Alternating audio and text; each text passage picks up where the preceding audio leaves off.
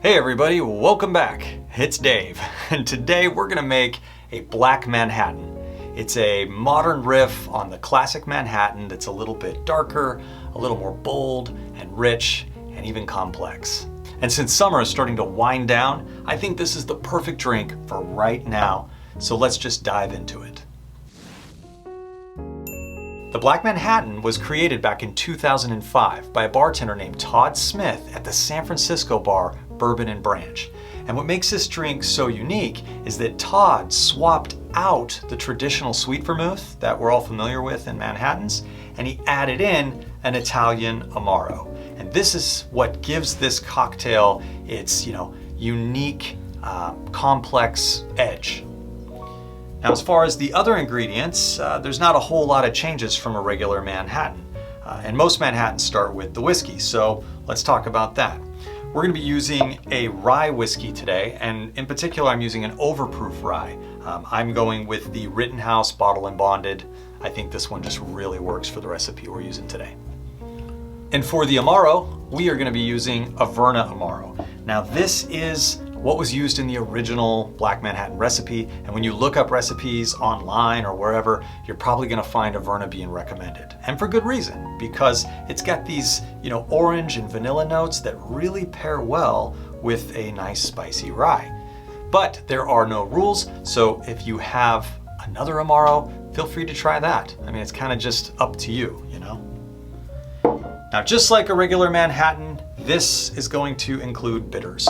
A regular Manhattan is just gonna typically have like an Angostura bitter, but we're adding in orange bitters on top of that for the Black Manhattan.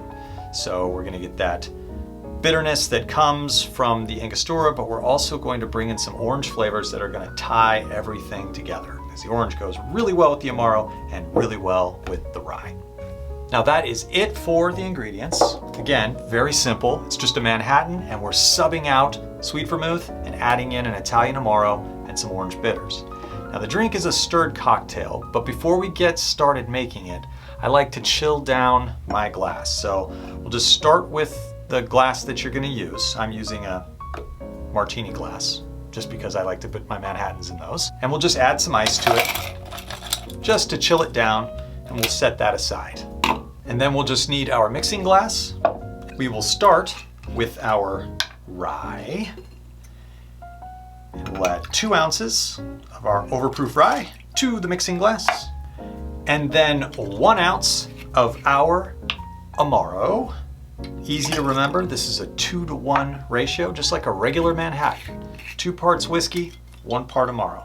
And then we'll add 2 dashes of Angostura bitters and 2 dashes of our orange bitters.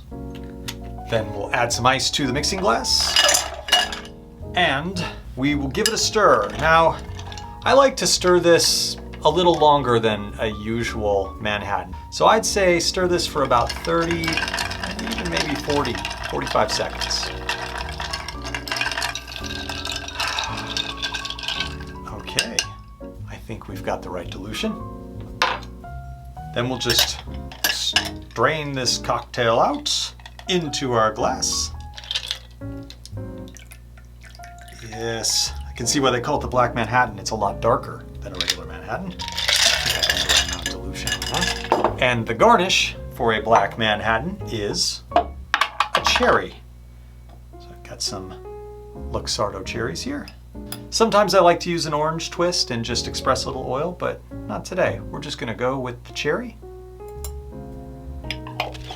And that is it. Simple. A Black Manhattan.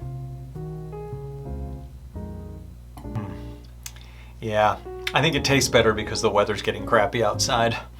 This is like a Manhattan, but it almost has this, it's almost like kind of coffee-ish in a way, like a chocolate coffee aspect, a little bit bitter on the finish. I definitely get a vanilla spice, and I think that's a combination of the vanilla aspect from the Amaro and the spiciness of the rye. There's also like some caramel flavors in there, but it's not sweet. It actually sort of finishes a little bit bitter, but not in a bad way. Kind of like, it reminds me of like coffee, the way that coffee is bitter but good. Definitely can taste the orange in there. The addition of the orange bitters makes a huge difference. Oh, and before we go, I think I need to score this drink on a scale of 1 to 10. And I would say that the Black Manhattan, considering all things, we're gonna give it an 8.4, whatever that means. It's completely subjective. I'm happy with 8.4. I think that's a great showing for a cocktail. Anyway, that is it for the Black Manhattan. We are on to the next drink. So until next time, cheers.